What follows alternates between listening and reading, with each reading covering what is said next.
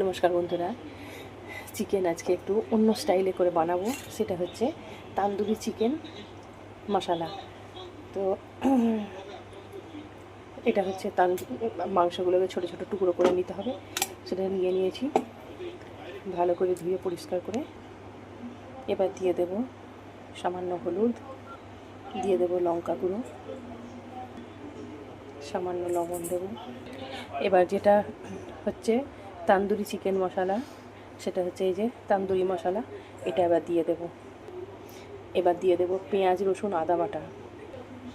এবার দেব এক টক দই।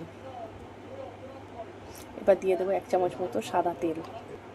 এবার মশলাগুলোকে ভালো করে আমি মাখিয়ে নেব। মশলা মাখানো হয়ে গেছে, আমি এটা এবার আধ ঘন্টা মতো রেখে দেবো। এদিকে আমি কড়া বসিয়ে দিয়েছি, তেল দিয়ে দিলাম। এবার আমি মাংসগুলোকে ভেজে নেব।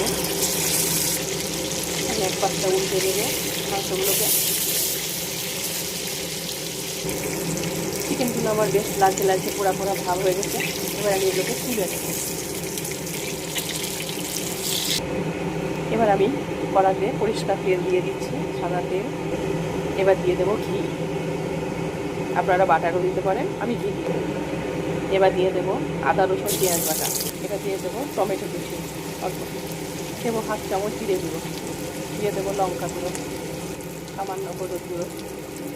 এবার দিয়ে দেবো সামান্য জল, ভালো করে কষিয়ে নেব। এবার দিয়ে দেবো 1/2 চামচ তান্দুরি মশলা।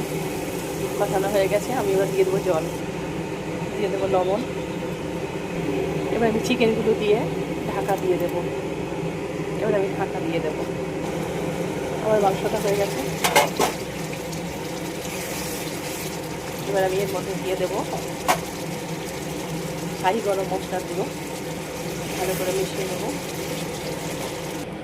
এবার একটু স্মোকি ফ্লেভারের জন্য আমি এর মধ্যে ঘি দিয়ে কাঠকয়লা দিয়ে বসিয়ে দিলাম। এবার আমি এটাকে ঢাকা দিয়ে দেবো কিছুক্ষণের জন্য। হয়ে গেল আমার চিকেন তন্দুরি মশলা। আমার ভিডিও ভালো লাগলে লাইক কমেন্ট শেয়ার করুন।